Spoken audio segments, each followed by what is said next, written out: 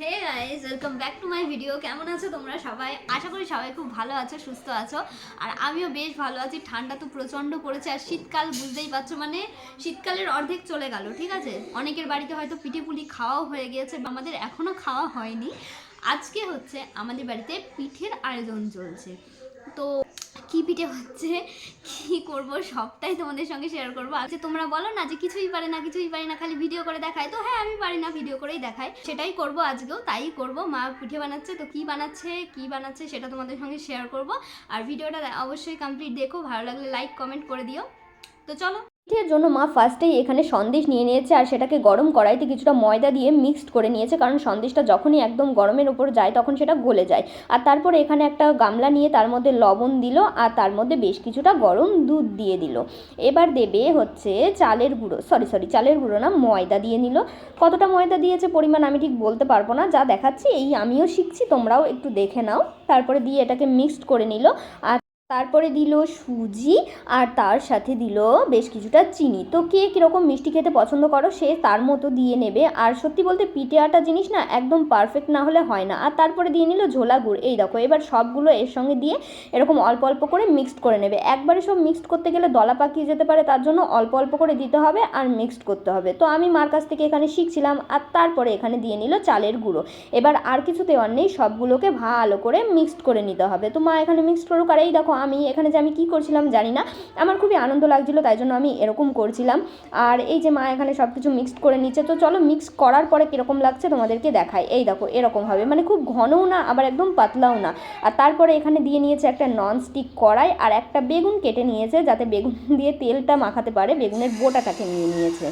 এবারে সোজা এক হাতা গোলা নিয়ে ওর উপরে দিল। তো গোলাটাকে দিয়ে নিয়ে ভালো করে গোল করতে হবে, যে যেমন শেপ পারো দিতে হবে না, কারণ দেখতেও ভালো লাগবে না, তার জন্য একদম গোল করতে হবে কিন্তু। আর তারপরে একটু সন্দেশ দিয়ে এইভাবে ফার্স্টে পিটিয়ে পিটিয়ে পিটিয়ে পিটিয়ে মানে ঘুরিয়ে ঘুরিয়ে যত দূর কড়াইয়ের এক প্রান্ত থেকে অন্য প্রান্তে নিয়ে যেতে হবে। কার হাতে কত জোর আছে দেখানো যাবে না, নরম হাতে করতে হবে। তো চলে যেতে হবে একদম এপান্ত থেকে ওপান্ত, উল্টিয়ে পাল্টিয়ে নিতে হবে। আর এই যে আমাদের ফার্স্টটা রেডি, দেন সেকেন্ডটা চলো আরেকবার ভালো করে দেখায়। কড়াইতে তেল দিবে, তারপরে এরকম এক কাটা গোলা দেবে, গোলাটা দিয়ে ভালো করে গোল করতে পারো। আর মা এখানে দেখলাম গোল না করে লম্বা করে নিচ্ছে। আর তারপরে দিয়ে নেবে একটা সন্দেশ, ছোট্ট করে একটু সন্দেশের তাল কেটে নিতে হবে, একটু লম্বা করতে পারো। দিয়ে এটাকে আবারও ওই যে বললাম কড়াইয়ের এক প্রান্ত থেকে অন্য প্রান্তে উল্টে পাল্টে নিয়ে যেতে হবে, আর সাথে একটু প্রেস করে দিতে হবে ধারগুলো যাতে বেরিয়ে না যায়। তো এইভাবে মা পাটিসাপটা তৈরি করছিল। বুঝতেই পারছো আমাদের বাড়িতে পাটিসাপটা তো হয়ই, নারকেলের পাটিসাপটা অনেকে পছন্দ করে, বাট আমার ভালো লাগে না, তার জন্য আমি সন্দেশ আনিয়েছি, আর সন্দেশ দিয়েই পাটিসাপটা খাবো। মা এখানে পাটিসাপটা বানিয়ে নিক। এবার তোমরা বলবে আমি কি করার জন্য এখানে আছি। আমি তো ভিডিও করার জন্য অবশ্যই আছি, ভিডিও তো করবোই, আর তার সঙ্গে দেখো আমি কি করি। এখানে আরেকজনও চলে এসছে, মানে ওই দিক থেকে বোনও চলে এসছে। তো আমরা সবাই মিলে রান্নাঘরে ওত পেতে রয়েছে, আর মা এদিকে ভাবছে, আর এই দেখো আমি এখানে খাওয়া শুরু করে দিয়েছি। হ্যাঁ, আমি এটাই পারি, খেতে পারি। তোমাদের কথা মতো আমি তো কিছুই পারি না, তো পারি না, তাতে কি আছে, আমার গায়ে লাগবে না। তোমরা যা খুশি তাই কমেন্ট করতে পারো।